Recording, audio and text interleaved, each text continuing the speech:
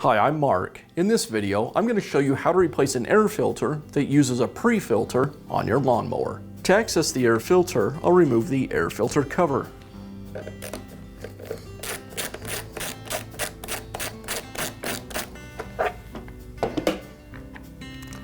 Now I can remove the filter as well as the pre-filter. To install the new pre-filter, I place it so the screen portion is pointing out and the foam is against the paper portion of the filter. I'll place it inside the air filter cover. It's important that you don't oil the pre-filter. If you did, the oil would wick into the new air filter and plug it. With the pre-filter in place, I'll place the new air filter over the top of it and install this assembly back onto the mower.